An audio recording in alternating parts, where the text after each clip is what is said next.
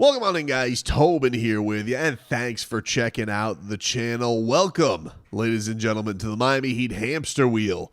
As it appears, Jimmy Butler is going to be back with the team Monday night against the Orlando Magic, which, side note, is a pretty good slash big game that the Miami Heat have going on here. I mean, yes, the Miami Heat are a 500 team, so I guess you have to put big game in air quotes, but even still, like, division rival, could you even up the series? These have all been very fascinating games, from the ass-kicking Orlando game Miami to the blown 26-point lead to the Tyler Hero game winner, both without Jimmy Butler in Orlando, to now we have returning home, where the Miami Heat have really not been good lately, have taken a lot of ass kickings around the display of is Jimmy Butler really playing basketball or not.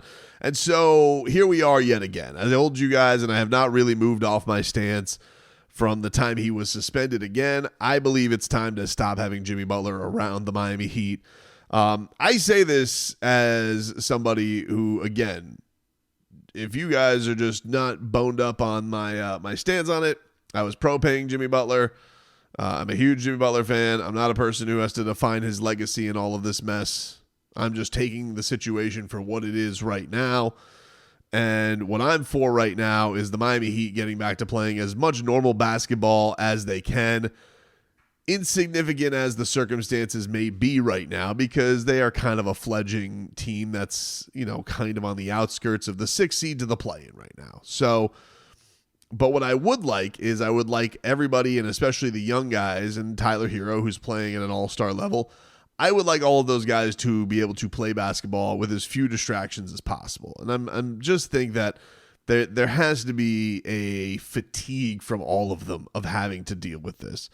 My hope, I guess, is that if he is back, not that he's going to play and play at a level that is what we're used to a regular Jimmy Butler playing. Like, I know everybody kind of keeps holding out hope that that's going to happen, but my hope is that they're so used to it now that this doesn't feel like it's that big of a deal, because, to be honest with you, his last stint of coming back and playing basketball was not like before the 7-game suspension.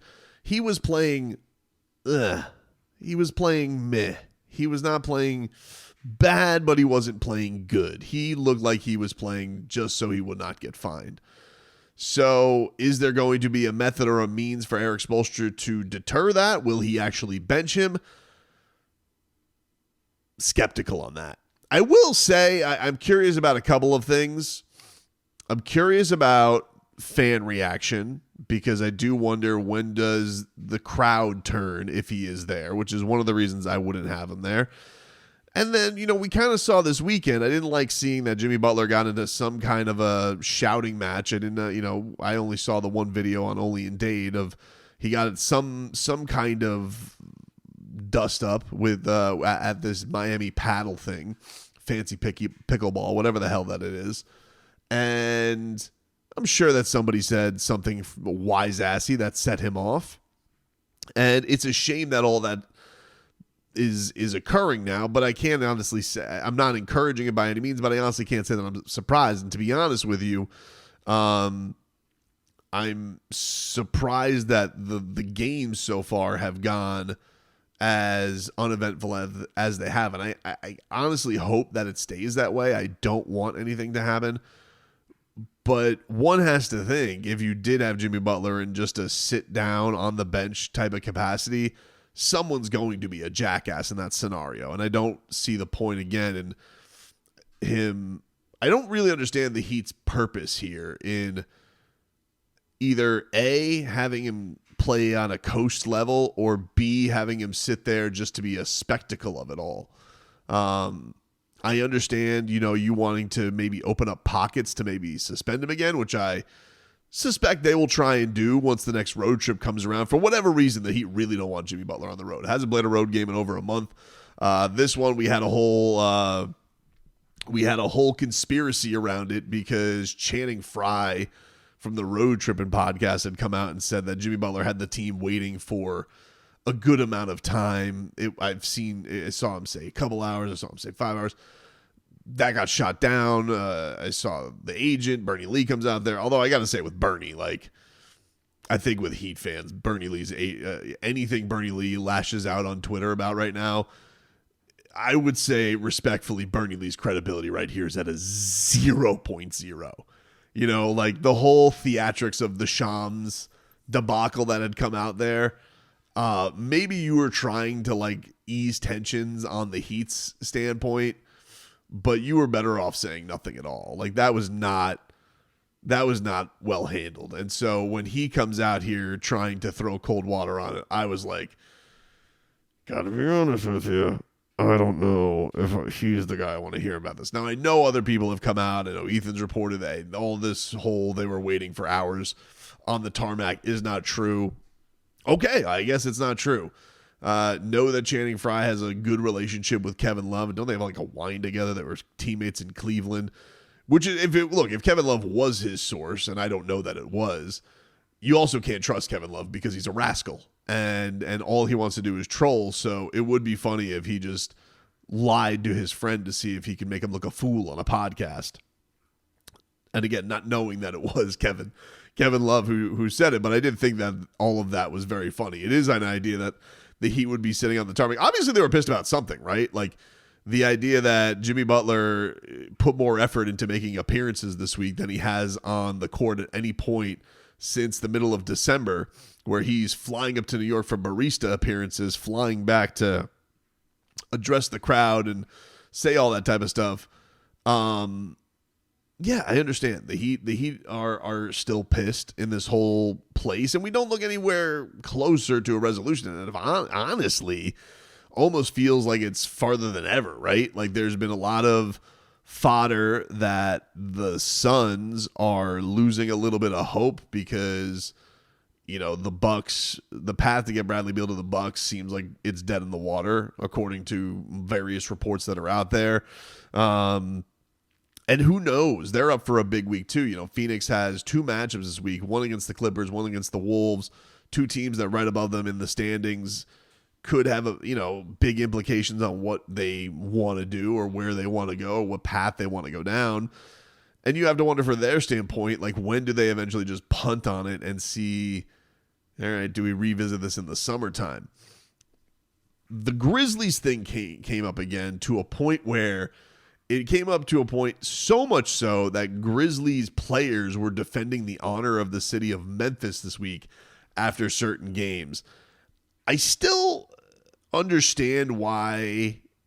I understand that Jimmy doesn't want to go to Memphis, supposedly because they're going to look at him as a playoff rental. This is a win now, chips in the middle of the table, try and pedal to the metal and go, and that he's not in that mode. That to me has almost been the most disappointing thing from Jimmy in all of this, is that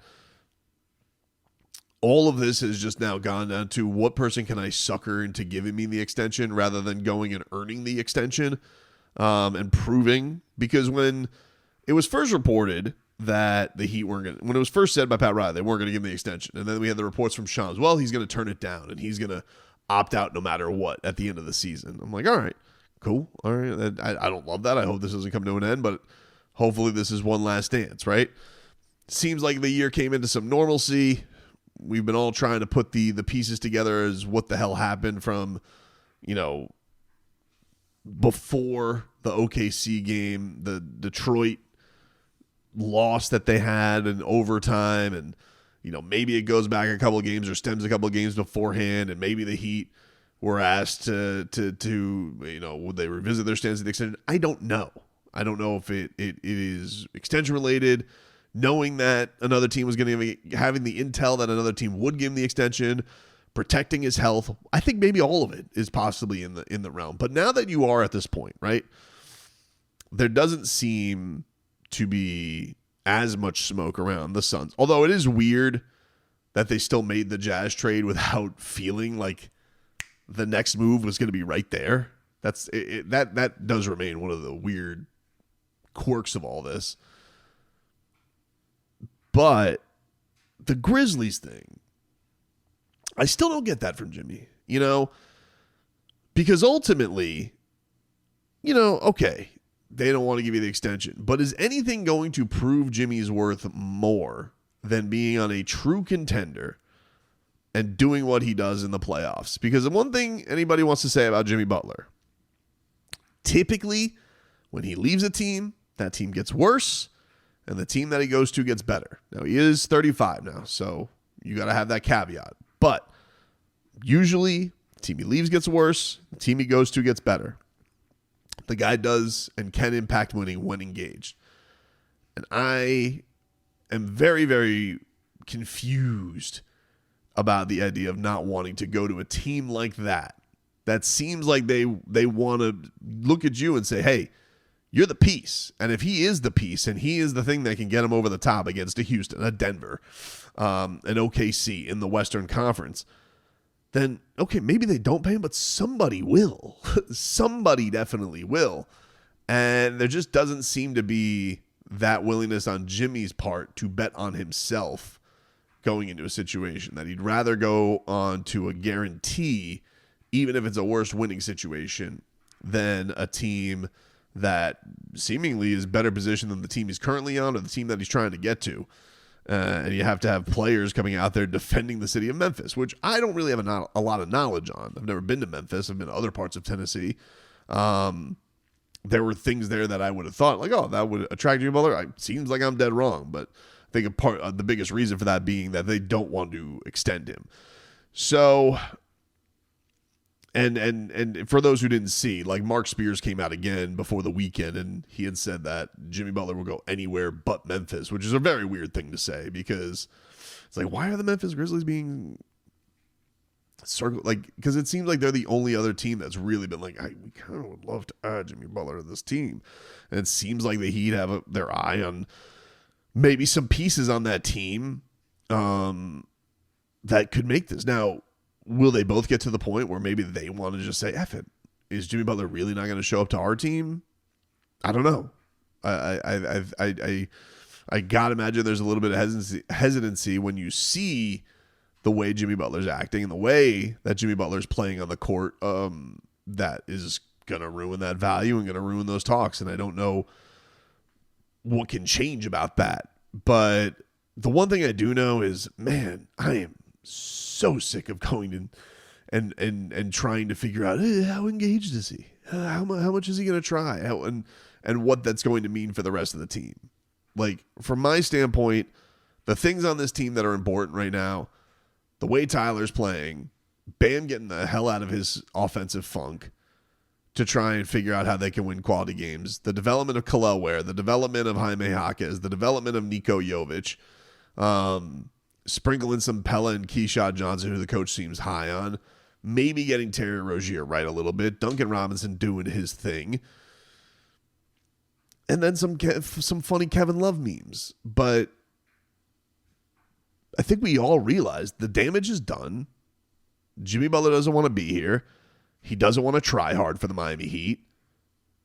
I don't understand why the Heat are at this point. It almost feels like they're at my blame for them right now goes to, it just seems like you guys are tolerating this so you can find a way to suspend him again, to take more of his money, rather than just putting all of your team's mind at ease and like moving forward with the rest of the season. Because he's not going to play at a certain point that's going to up his trade value. At least I would be shocked to see it. He's not going to go full tilt. He's not going to give you these things. And I think we all know this. So, and I don't think he's going to go out there and take a poop on the court. But I think he's going to be like, hey, if he has to be spoon-fed a basket, sure. Will he guard a guy right in front of him? Okay. Will he always put a hand on that guy's face when he shoots? Probably not. So I just don't. I really don't get it from the Heat standpoint in wanting to continue to do this whole thing. But it appears that's their policy. It appears that's looking like where it's going to go. That we are going to head off in. And, I saw the comments that Jimmy made this week where he's got a lot of love for the city. And, he's very fond of the people here, and he's very much made it a point to say how much he cares about the city and how much he, is happy off the floor and all that type of stuff. Cool. But is any of that stuff going to give him the goosies to the point where he actually looks like the guy we're used to seeing play? I'm very skeptical of that. I can't imagine that we're going to get back to that place.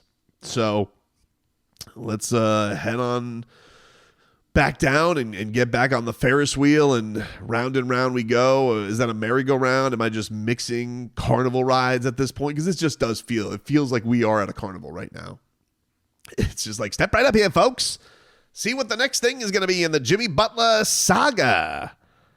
Did he really try that? What pace was he playing at? What did second spectrum say? Step right up here. One baseball, knock down all 3 milk jugs.